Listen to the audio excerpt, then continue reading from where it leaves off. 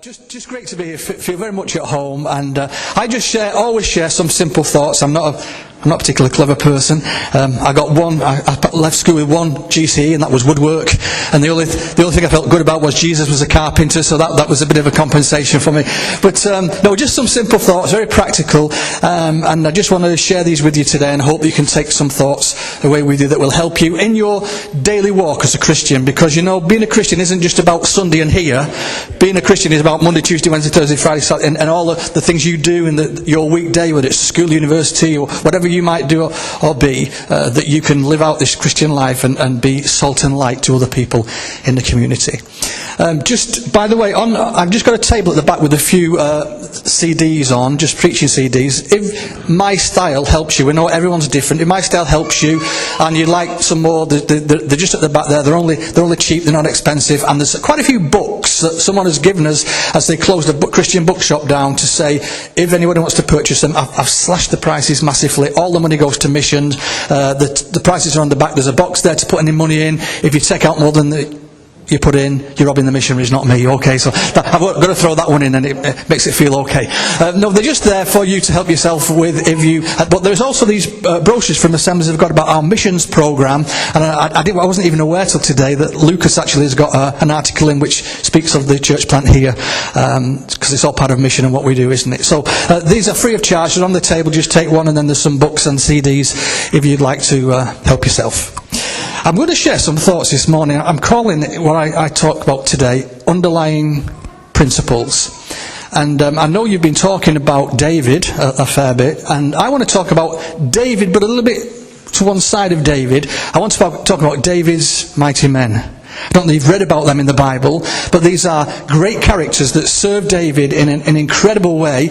These were men who were great warriors, they were great fighters, they had great prowess. But what made them very special wasn't just their ability to fight, but it was their ability to live lives with some great integrity. And it's those underlying principles that made them great men that I want to talk to us about today, with three little accounts from the Bible. And I'm going to do this in a bit of an unusual way. I'm going to read the account and then talk about that story, read the next account and talk about that story. But after I've made quite probably a 10-minute introduction to bring practically the point I'm trying to make, just from things in life in general regarding underlying principles. So what I'm doing, first of all, I'm just saying, here are some underlying principles in life to help you understand where I'm trying to go, with some spiritual underlying principles which lock into these three different incidents in the Bible. Is that okay? I think that will make sense. So we'll be reading the scripture shortly when I just come to those stories. There are some things in life that we just can't change. They are underlying principles. Okay, so there's something called gravity, which means what goes up must. Okay, so I don't care what it is. Throw a chair in the air, throw this card in the air, throw this book in the air, whatever it is, you throw it in the air, it comes down. It's the underlying principle called gravity. There's another underlying principle that I experienced when I was just a young lad of 17. When I left school, I was a motor vehicle mechanic for what was then the GPO, which is now British Telecom, and I fixed the vans that came round to your house to put the phone in. Does that make sense? Okay, so that was my role. And when I was 17, I got my first car, an Austin A40. It cost me £10 because it had been in a garage for years and didn't work. So I got this car for £10, and we managed to get it back to my house and on the drive. So I'm trying to fix the brakes had seized on. So I was trying to fix these brakes. So I'm sat, and very foolishly, I'm sat with my legs under the car, but with just jacked up, but not on axle stands. And so as I'm pulling on the axle, whether this makes sense to you, I don't know, but as I'm pulling on the brake drum, trying to get the brake drum off, it was like slow motion, like you see in a cartoon. Suddenly I saw the car coming over and falling, and what it did, the leaf spring trapped my ankles to the floor. So I'm kind of stuck with this car trapping my legs to the floor, which was quite painful. And I just remember shouting, "Dad, Dad, come and help me!" And my dad ran out of the house. Now he did this. You might not believe me, but this is absolute truth. He saw what had happened. He put his back to the wing of the car. He bent down and he lifted the car off my legs. I pulled my legs out, and then I suddenly forgot the pain because I was absolutely mesmerised that the fact that my dad could lift this car off my legs. So I forgot about my pain. I said, Dad, Do it again, do it again. And when he see him do it again, so he turned his back around and he tried to lift the cat, and guess what? He couldn't do it. Why? Because some adrenaline had kicked in that had caused him, because his son was in danger or his son was in pain, caused him to do something that he couldn't normally do. It was a simple underlying principle, and I'm sure you do believe that can happen. In fact, I did have an article of from a newspaper speaking about a girl who lifted the car off a boyfriend, but it had fallen and trapped his chest, and she just said, I don't know where I got the strength from. It was the same thing. So an underlying principle of 1, gravity, 2, adrenaline that just kicks in when there's danger. After about 10 years of being a pastor of the church in Bolton, I got very involved in the Assemblies of God missions program, and so all this kind of stuff that's in here I was quite active in quite a few years ago. And because I started getting involved in mission, I realised I'd got to fly, and I was terrified of flying. Is anybody who's terrified of flying here today? I'm going to tell you I was cured, and I hope you'll get cured. Okay? But it was an underlying principle. So I had to do this flight to Australia one day, and it's this 24-hour flight, and I couldn't eat, I couldn't sleep, I couldn't barely breathe, I couldn't think, I couldn't watch a program, I couldn't do anything, I couldn't concentrate. And any movement, and this is a jumbo jet now, any movement, I thought the thing was going to fall out of the sky. And I got there and I thought, I can't live like this. If I've got to do lots of mission and flying, I can't live like this. So what I thought I'd do, I'm going to talk to someone, because I knew 2 people who were pilots, and I thought I'll ask them, what's the secret of well, not the secret, how does it stay up there? That's the thing. How does this beast stay in the sky? So he said, look, it's 2 simple principles. First of all, it's just simply this thrust against the air. So all that happens is the thrust comes out of the engine, the brakes are off, and it pushes against the air, and it can't help but just go along the runway. So simple, it's just the thrust from the engine against the air, and it pushes it along the runway. Then at 150 mile an hour-ish, suddenly they alter the flaps on the wings, and therefore the air pressure under the wing is greater than the air pressure over the wing, and it just can't help but lift off the ground. Sounds simple, doesn't it? So I thought, right, I've got that in my head, thrust, wings, flaps, went to Manchester Airport, watching the planes, watched this jumbo jet trundle along the runway, and I'm thinking, I just can't believe 250, 300 people are on there with all the luggage. It was so hard to get my head around these 2 simple underlying principles regarding a plane. I never really understood it, but then one day someone said this to me, and this was my cure. The pilot wants to get home just as much as you do. And that was it. Now I love it. Any turbulence, I'm thinking, bring it on, bring it on. When I see other people frightened, I say, don't worry, and try and calm them down. But listen, it was just those simple principles. Gravity, adrenaline, and just this thrust and air and flaps and things like that. Now this is life, that's life. But when we come to the Christian walk, there are some very, very important underlying principles. Whether you've been a Christian 2 weeks or 20 years or 60 years, these will always apply. But because they are so simple, we sometimes forget them, and we override them, and we've got to come back to these all the time. They are basic principles, and they're based, I believe, very much in these 3 different incidents that we read about David's mighty men. So I want to read the first one, and then we'll talk about this little incident, and it's about a man called Eliezer. Now all these are from 2 Samuel 23, and I start at verse 9, and we're going to talk about this man called Eliezer. It says, next to him was Eliezer. As one of the 3 mighty warriors, he was with David when they taunted the Philistines gathered at Pas-dammim for battle. And then the Israelites retreated. But Eliezer stood his ground and struck down the Philistines until his hand grew tired and froze to the sword. And the Lord brought about a great victory that day. The troops returned to Eliezer only to strip the dead. So here's a guy called Eliezer with all the Israelite army. If you can imagine, there's a valley. It's a bit like the David and Goliath scene. There's a valley, and on one side of the Philistines, one side of the Israelites. And the Israelites are shouting to the Philistines, come and fight us. The Philistines are shouting to the Israelites, come and fight us. And so they're all doing this. And Eliezer, the top man, one of David's great mighty men, was stood there kind of leading the army. Then all of a sudden, it's like it was a standoff. But then all of a sudden it said the Philistines come running down the valley. And as they come running down the valley, Eliezer says, right men, draws his sword out and then begins to run towards them. And it's amazing, like in his mind he must have thought, it's quiet behind me. It's quiet. And as he looked round, his whole army was running the opposite way.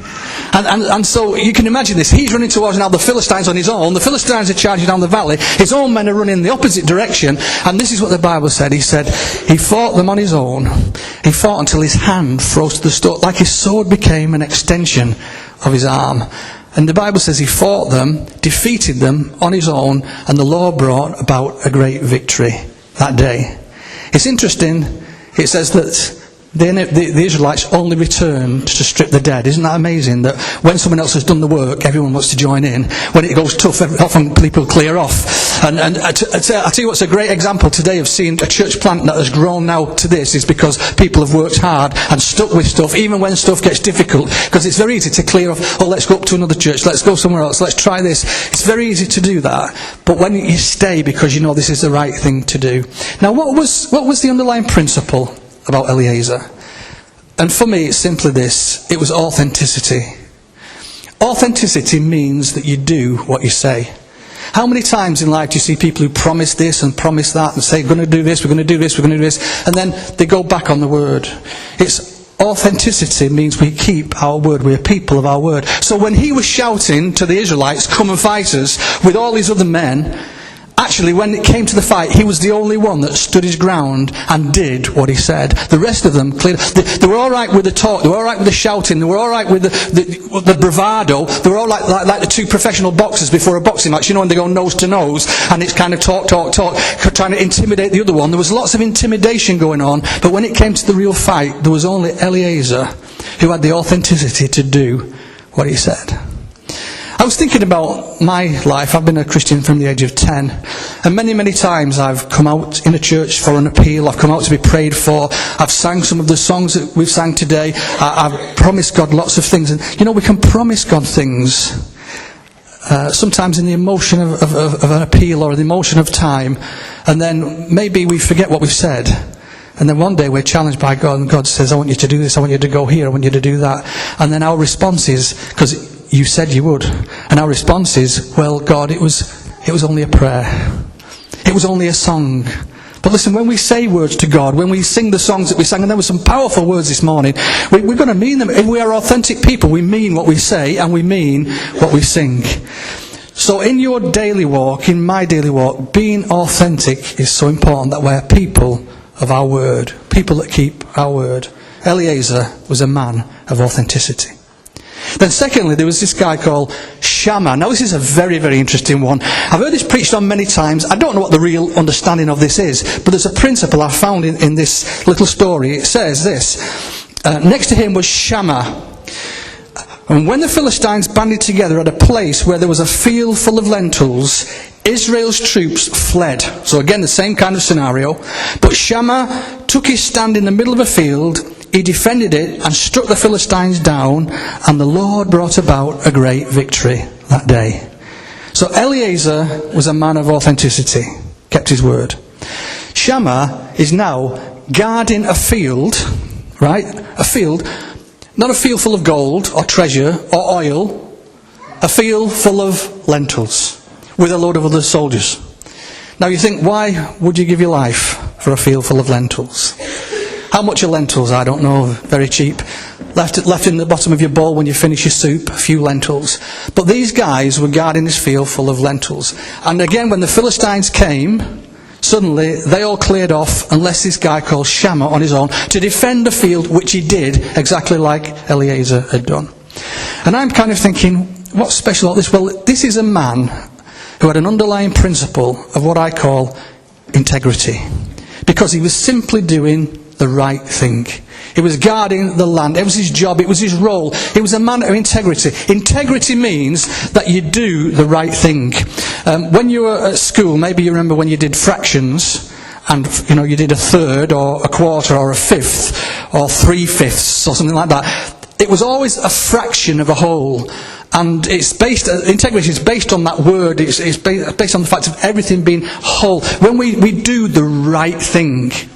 And I want to tell you, this is a massive challenge to us every day as Christians to do the right thing. In the simple things, This is where we can often get tripped up. Sometimes we think we've mastered something and got victory over it, and then it's amazing how we can just let our guard down. This is why the Bible says, don't let the devil get a foothold. Because a foothold soon becomes a great big gaping hole. And don't let the devil get a foothold. And I can remember, I'm not sure when I was witness many years ago, I might have told you this story. I can remember many, many years ago, I'd probably been the pastor at the church in Bolton 10, 12 years, something like that. And it was my birthday. And so Sue, my wife, she said, I'm going to take you to the Trafford Centre and I'm going to buy you a present for your birthday. So we didn't know what I wanted, but we went to the Trafford Centre. Do you like the Trafford Centre, anybody? No, some do, some don't, right? Very mixed here. Well, I did. And we went to the Trafford Centre and I saw this pair of shoes that really liked. They were kind of black suede, but they were in a shop called Dune. D-U-N-E, still there, still exists. But normally the shoes, going back then, were probably 79, 89, 99 pound a pair, which was quite pricey, and it's not something I would normally pay. And but they were in a sale, and they were £29. So I said to Sue, I'd really like these shoes, £29. So she bought them me, and I went home, wore these shoes, really liked them, really comfortable, wore them for a few days. Never took them off because I liked them so much, so really, really enjoyed wearing these shoes. And then one day, do you know at the front here, they just opened up like that. So it's like a mouth at the front of the shoe. And I said, oh, Sue, I can't believe it. I'm going to have to go back and see if they'll change them. Have you got the receipt? No, she never has a receipt. Never got the receipt. So we haven't got a receipt, but I've got the box with the name on and it says June inside the shoe. So we said we'll have to go back and explain what happened. So when we go back to the Trafford Centre, sorry, it's a bit going on the houses, but it's an important story, this. When we get back to Trafford Centre, I realise the sale's finished. So there's none of these shoes left. Everything in the window now is 79, 89, 99 pounds. So I'm thinking, right, what's going to happen here? They'll probably tell me I've got to have a credit note, so I'll have a credit note for £29, and the shoes are all now another 50, 60 pounds that I'm going to find. So I thought, right, we've not got the receipt, we've got the shoes, so we'll explain to this lady. So we explained to the lady the situation, and so remember now, there's no sale, it's a different person, and she then asks, and I've got no receipt, and she then says this simple question: how much did you pay for them? Well, my brain began to, and then my brain began to say, this is all happening, like your mouth's open, waiting to answer, and nothing comes out. But my brain's saying, if you say £39, you won't know any different. If you say £49, you won't know any different. If you say £59, you won't know any different. And it's like, it took forever for the words to come out of my mouth, but all that's gone on in my head. And eventually it came out £29, so I was quite miserable. She gave me a credit note. I walked out the door. I've got a credit note for shoes now. I've got to find another £50, £60 to use a credit note. I'll wait for the next year's sale. So, but I came out and I stood still, and I was a bit kind of mesmerised, and I was disgusted with myself. Tell you why? Because it took so long to do the right thing.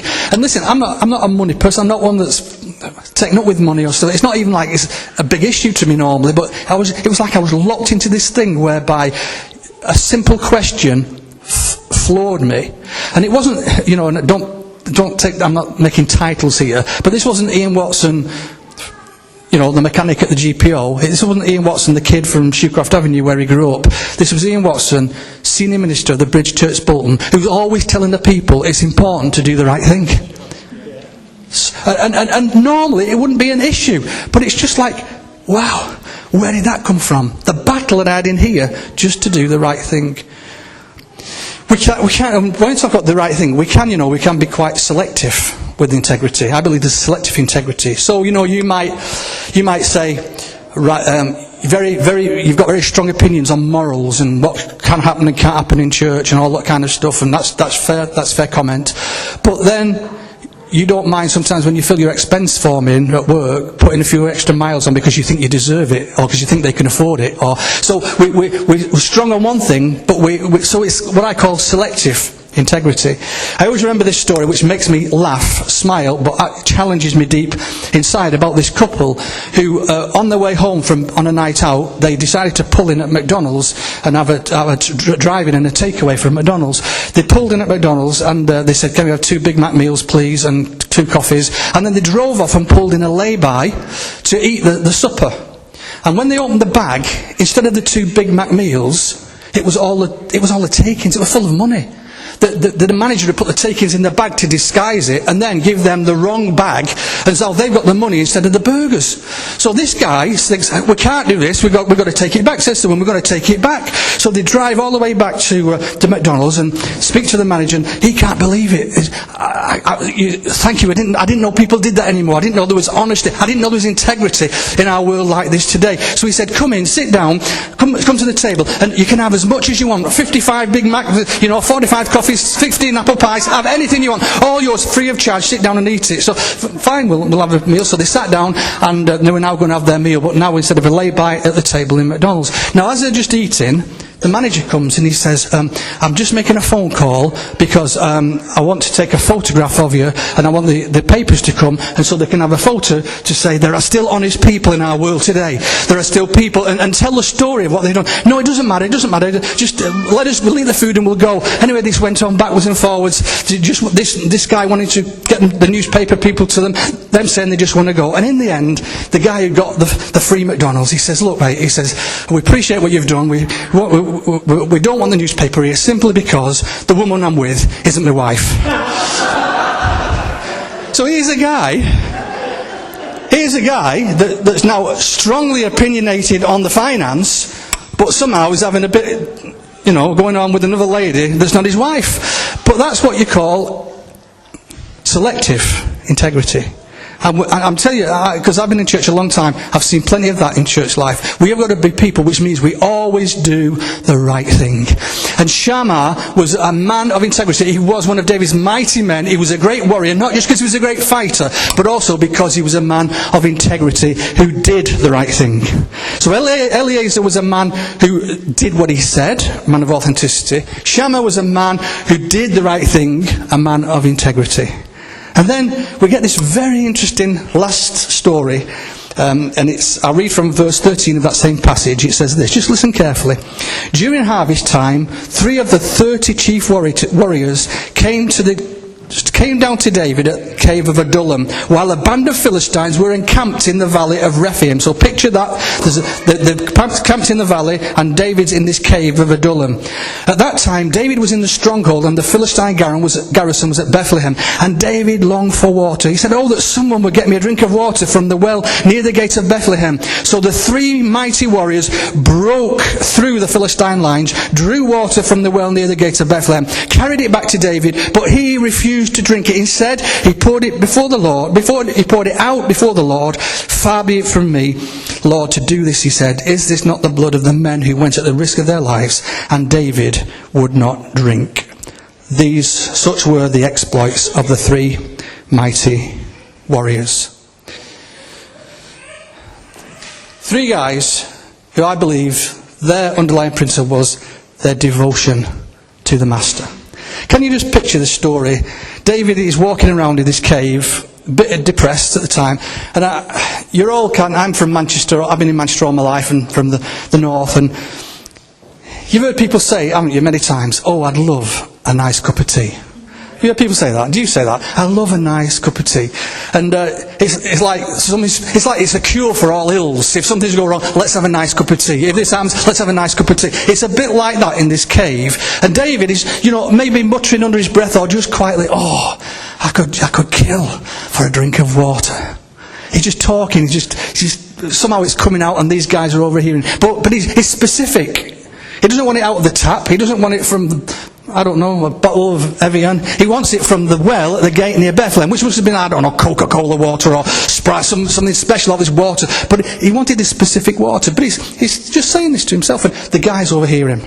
3 of his guys, don't think it names them, but 3 of the guys, and they say, hey, David, our leader, our king, he wants some water. So they decided they're going to break through the Philistine lines, get this water from the gate, near the gate of Bethlehem, come back through the Philistine lines, and then, they must have been proud as punch, had the chest stuck out, and they came, David, we heard your request, we heard you quietly saying about the water. Well, we brought you some. Here it is. And what praise were they going to get? What thanks were they going to get? What does David do? he begins to pour it on the floor. How would you have felt? Eh? You've just risked your life twice. And now he pours it on the floor, throws it on the ground. But here's his heart. I can't drink this because this is like the value of the blood of those men who risked their life just to give me this water. And I just needed that.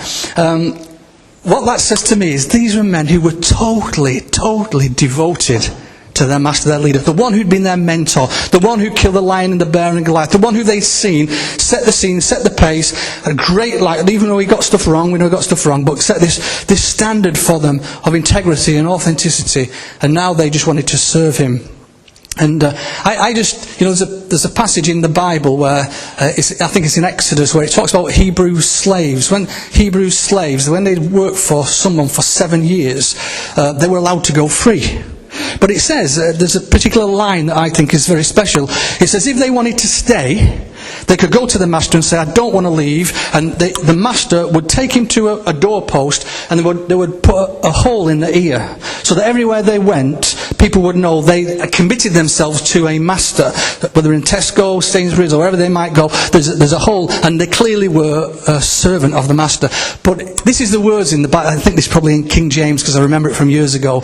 But it says, if the servant says, I love my master, I will not go out free. If I stay because I love my master. I don't stay because I like the area. I don't stay because I like the job. I don't stay because I like the circumstances. I stay because I love my master. And there's just something there, isn't there, where we saw devotion of these men to David, but in a similar sense, there's an underlying principle within our lives where we're saying, Jesus, we are totally devoted to you. You've led the way, you've set the example, you've been tempted in every way as we are, yet you were without sin. You are the one that we look towards, you're the one that has cleansed us, you're the one that washed us. We are just totally devoted to you. When I went to the Bible college that I went to many years ago, the motto of the college was this: help me to love thee above thy service. Because it's very easy, before too long, when you're in church, it's easy to love what you're doing. And sometimes you realise you're loving what you do more than you love who you're doing it for. Loved the band this morning. Absolutely brilliant. But as a band member, you can get to a position where you love leading worship more than you love the one you're worshipping. Preaching, there's something about preaching that can make you very, very egotistical, because people are sat listening to you, and generally, most of them are awake, you think you are, and listening or responding, or you can see there's a reaction in their face, and you can love to preach more than the one you love, more than you love the one you're preaching about. If we don't always just guard, this is all about our devotion to the Master. Let me just finish with this illustration of something that happened to me many years ago. This is about the devotion to the Master. When I was at Bible college, I was there for 2 years, and we had a 10-week break in the summer vacation time. And I had a friend. We wanted to visit Israel, and we had no money. Till I had £50 each, and we just wanted to use this time to go to see Israel. And so we decided, because we had no other finances, to hitchhike from the M1 Sheffield to Israel, 10 countries. That's through Syria and Jordan and Turkey and all those, which was a bit easier then than it would be now. And but when it took 4 weeks. I thought we'd take a week. It took 4 weeks to get there. When we got there, I bumped into a friend that I knew years ago in Denton, where I lived. In fact, he used to be in the church with us. I used to sing with him, and he left the church, and I never saw him since. And I get there, and I see this guy that I've known all this time, called Martin Sutton. And so I said, we was greeted each other, and what you doing anyway? And he was teaching scuba diving. So he said, do you want to go? And I said, I'd love to go. He said, so he said, well, when it's all finished at night, because it was a holiday, we worked in a holiday. It was a holiday village that taught water sports on the Red Sea, and it's now been given back to Egypt from the Camp David many years ago. So this is how far I'm going back with this story. So he says, so instead of taking me through any preliminary stuff or giving you some training, he just put all this stuff on us and put us in the bottom of the sea. And I'm kind of stood there, and you might not understand this. I'm holding my breath because even though I've got tanks on my back, my brain says you can't breathe underwater. So I'm in this real dilemma of holding my breath with these tanks. I'm just scared to breathe into this mask. I bet you think it's right, Wimp. You don't like flying. You don't like being under the water. Kicking back to Bolton. So I'm nearly done. So I went like this. And he did these weights around me, and I went to the top, and he just told me to calm down and all this kind of stuff. And I went down a second time, did exactly the same thing. Went down a third time, the same thing. Came up, gave up. And I've never tried it since. That was the end of it. I just could not get over the psychological thing of breathing underwater. When I finished Mattersey Bible College, I went to church in Burnley for a while. I was in Burnley for 8 years before going to Bolton. And the first kind of summer break we was there, my cousin came over to us from Australia, and when he joined us, I just told him what I'd been doing with Israel. He says, "Oh, that's interesting because I've just passed my scuba diving thing." And so I told him my experience, and he said, "I was just the same." So I was just the same. But he says, then my trainer showed me something, and he had to go through this exam thing, and he said what we had to do, we had to go to the bottom, and when you get to the bottom, take all the stuff off and then swim to the top. But he said, because I couldn't master this breathing, he says my master came with me. He came down, and all the time he was slowly giving me instructions. So he'd kind of signify, breathe, take flippers off, breathe, take your tanks off, breathe, take your wetsuit off, breathe, swim to the top. And then you have to go back down, go through that whole same process, and then come up to the top again, which again he went down, and the guy says, breathe, put your wetsuit on, breathe, put your flippers on, breathe, put your tanks on, breathe, and off you go. And this is what he said. This was the thing that got me, because I'd been through this thing in my head. He said, I just simply learned to stay close to the Master. I just learned, that's the word he used. I learned to stay close to the Master.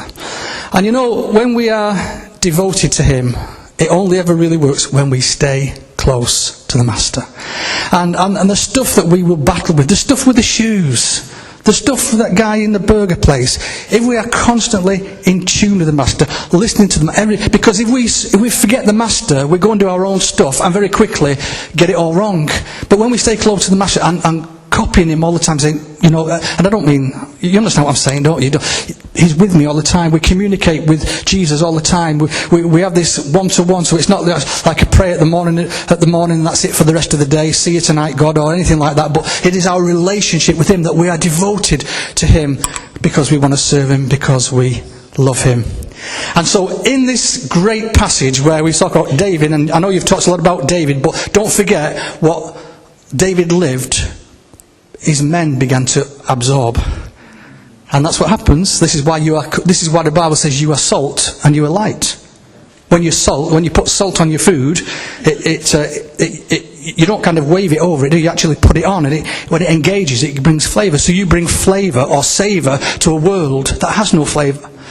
You bring light to a place that is in darkness, but it's as you affect people. But it's only as you are connected to them. See, when it says about light, it says you are the light of the world. It's not your own source of light, it's a reflected light. It says we all reveal the Lord's glory. So it's His glory shining through you. It's His savour coming through you. And so it's just this ability to say, I need to live close to my Master. So these are 3 different incidents. Eliezer, a man of authenticity, who did what he said. He was Shammah, a man of integrity, who actually did the right thing. And here was these 3 characters who, when they heard the request of their master, even though it sounded dangerous and wild, even crazy, because they were devoted to the Master, they went and did this great feat that actually amazed him that he couldn't drink it himself. So they're just underlying principles as you live your daily life. Be people of authenticity, do what you say. Be people of integrity, do the right thing. And be people that on a daily basis walk close to the Master. Make sense? Father, I just thank you today for this great group of people here in Warrington. I thank you for the ability that we have to be able to call you Father, that we are your friend. And Lord, in that we want to be an example to those round about us. We want to live like Jesus. We want to walk like Jesus. We want to talk like Jesus. So help us to be people of integrity, people of authenticity, and people who are totally devoted to you. We ask these things in Jesus' name. Amen. Amen. God bless you all. Thank you so much for listening. Thank you. Thank you, Ian. Really appreciate you travelling down to be with us. Really appreciate your message to us as well. Thank you. It's almost time to get your kids. Please stay and have a cup of tea or coffee with us. There's no charge, and there's loads of fantastic looking cakes at the back there, so dive in. But before you do all of that, just a reminder, can you visit the welcome desk? Please sign up to be a host or a guest for the big Sunday lunch. That'd be great to get your names down on that. Enjoy the rest of your day. Thank you.